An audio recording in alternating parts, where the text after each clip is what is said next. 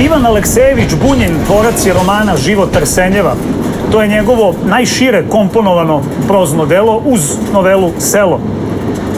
Ovaj roman nastoje na jednoj međi dva veka, dva vremena, dva poimanja sveta, što je u punoj meri bila i Bunjinova sudbina. Iako je bio priznat u Rusiji, posle nemilih događaja iz oktobra 17. godine napustio je svoju zemlju da se u nju nikad ne vrati.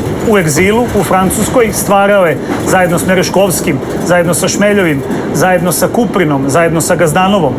Ipak, iako je Mereškovski bio 9 puta nominovan za Nobelovu nagradu, prvi ruski laureat bio je upravo Ivan Bunjin.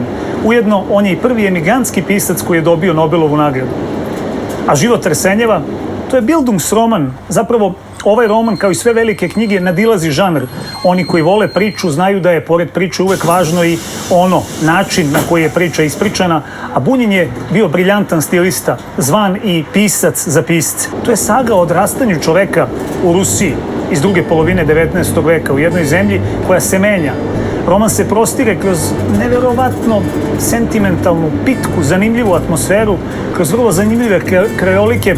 Roman govori o ljudskim sudbinama i o svemu onome što veliku književnost čini izvanrednom. Ovaj roman, kao i tolike druge knjige, govori o svim onim finesama koje život čine smislenim. To je potraga za onim što je dobro, to je potraga za onim što je vredno življenja, to je ljubavna priča koja se negde po atmosferi možda približava onome što je Čehov dao sa, recimo, svojom dramom Višnjik. Ovaj izvanredni pisac bio je i sjajan novelista. Njegove zbirke pripovedaka Gospodin iz San Franciska, Tamni drvoredi ili Tri rublje također su obeležile istoriju ruske, ali i svetske književnosti.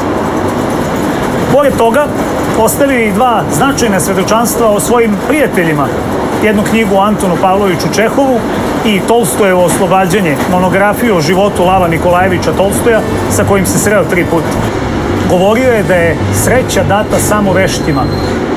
Ovaj izvanredan pisac upokojio se u Francuskoj, a njegov grob nalazi se na groblju Saint-Geneviève-du-Bois, koje se nalazi u blizini Pariza.